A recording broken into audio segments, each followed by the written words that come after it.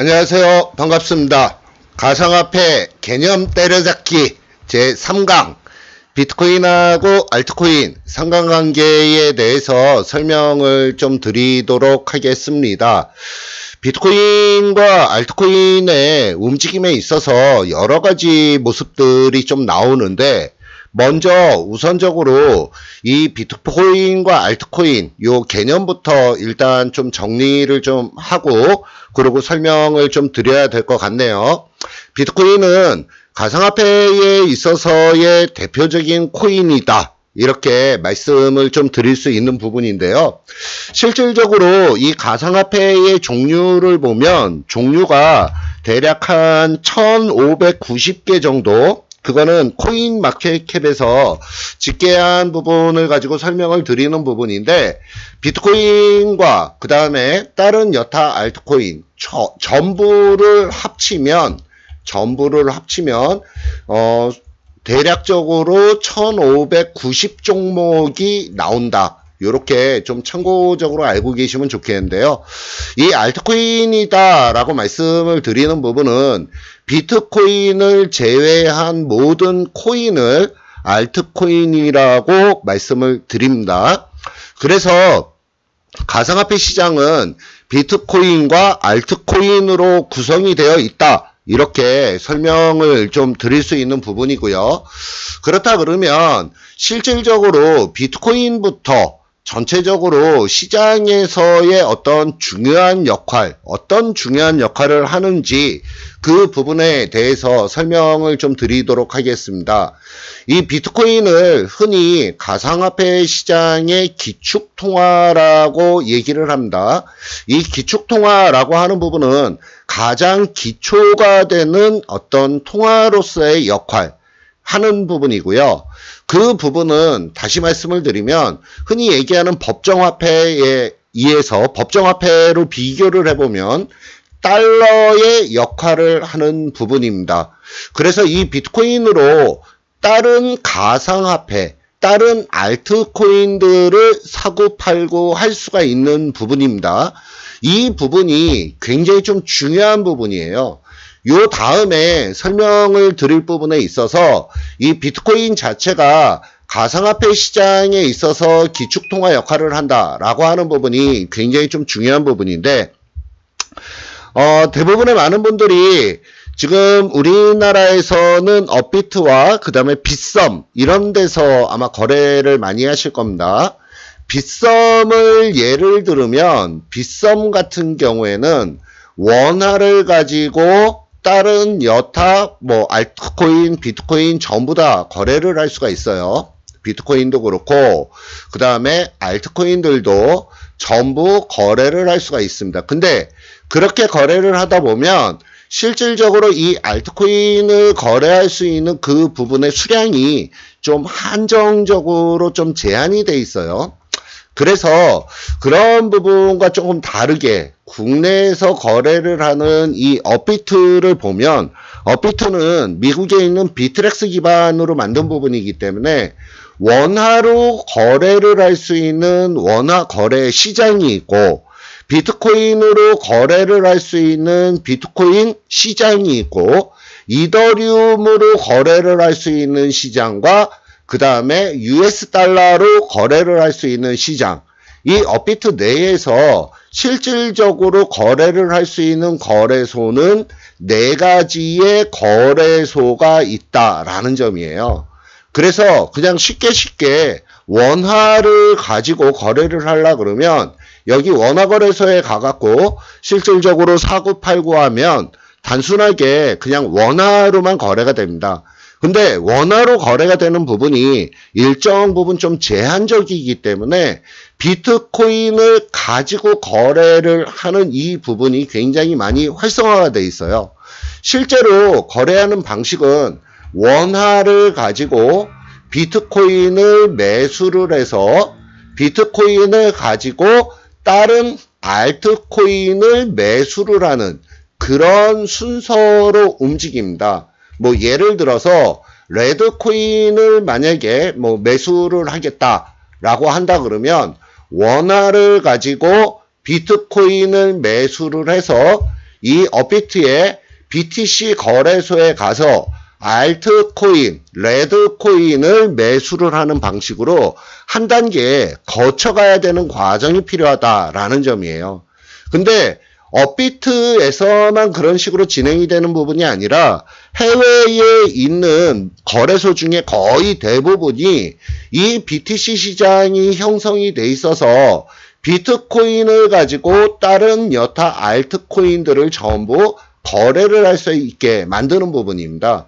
지금 크립토피아는 뉴질랜드에 있는 거래소인데 뉴질랜드에 있는 크립토피아를 예를 들어 보면 역시 마찬가지로 원화를 가지고 우리나라에서 비트코인을 사서 비트코인을 크립토피아로 보내서 크립토피아에서 비트코인을 가지고 레드코인을 산다. 이런 방식의 거래가 진행이 되는 부분이고요. 뭐 러시아에 있는 요빗 같은 거래소도 역시 마찬가지입니다.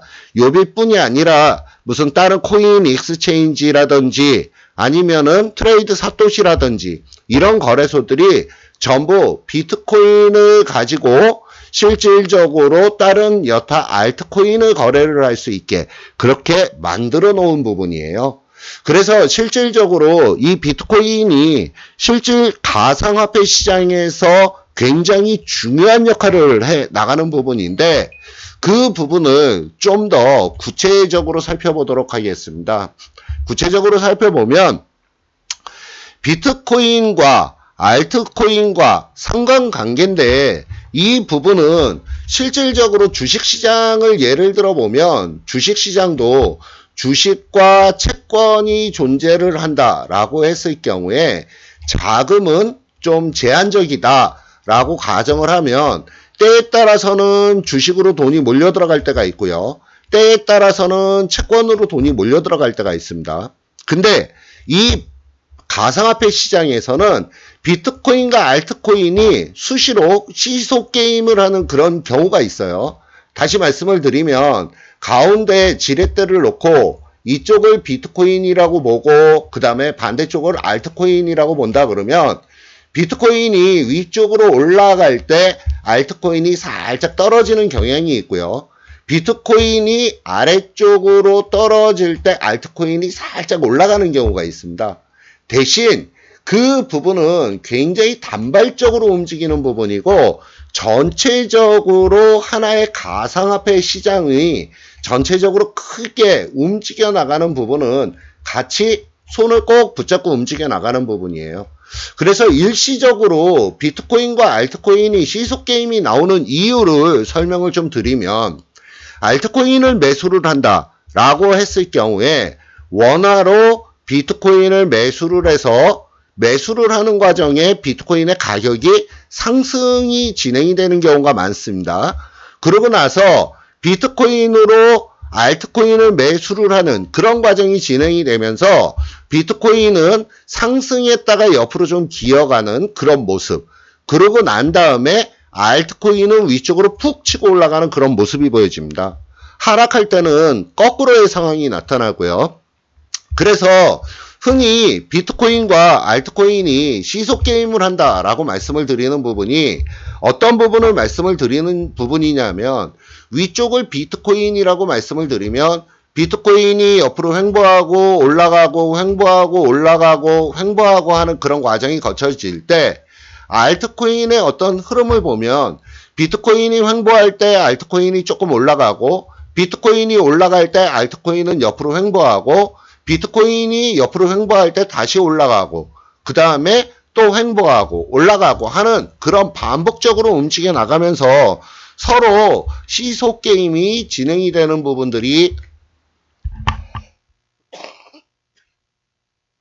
많이 나타난다. 그래서 이 비트코인과 알트코인은 단기 측면으로 보면은 서로 시소 게임으로 움직여 나가는 부분이고 중기적인 흐름으로 본다 그러면 방향을 같이 해서 동시에 같이 움직이는 그런 흐름의 보여지는 부분이 거의 통상적인 부분입니다. 자, 그러면 여기에서 이런 거래를 진행을 할 때 주의할 부분을 마지막으로 좀 설명을 좀 드리면, 원화와 다시 말씀을 드려서 법정화폐와 그 다음에 비트코인과 알트코인 이 부분의 가격이 어떤 식으로 형성이 되느냐 하는 부분인데, 원화 수익률을 기준으로 따지면 법정화폐, 원화도 마찬가지고 달러도 마찬가지입니다. 법정화폐에 대한 어떤 수익률은 비트코인 수익률과 알트코인 수익률을 다 더한 가격이 실질적으로 나의 수익률로 나타난다라는 점입니다. 이 부분 굉장히 많은 분들이 좀 헷갈려 하시는 분들이 좀 되게 많은데, 이유는 원으로 비트코인을 매수를 하고 이 비트코인을 가지고 알트코인을 사기 때문에 환율 수합의 개념과 유사한 개념으로 해서 실질적으로 원화의 수익률은 비트코인 수익률과 알트코인 수익률 이 두 부분을 더한 것이다. 다시 말씀을 드리면 비트코인이 약 한 3% 상승을 하고 시아코인을 샀는데 시아코인이 2%가 상승을 했다라고 하면 실제 원화로 환산하는 원화 수익률은 5%의 수익이 발생이 되는 부분이고, 비트코인이 2% 하락하는데도 불구하고 다른 알트코인이 5%가 상승을 했다라고 하면 실제 수익률은 3%의 수익이 발생이 된다라는 점, 이 점을 좀 참고적으로 꼭 좀 알고 계셨으면 좋겠습니다. 그래서 오늘은 가상화폐 개념 때려잡기, 비트코인하고 알트코인의 상관관계에 대해서 설명을 좀 드렸고요. 다음 시간에는 그 비트코인과 비트코인 도미넌스의 어떤 역학적인 관계, 그 부분에 대해서 구체적으로 설명을 해 드릴 거니까 다음 시간도 조금 기대를 해 주시고요. 오늘 3강 여기서 마치도록 하겠습니다. 감사합니다.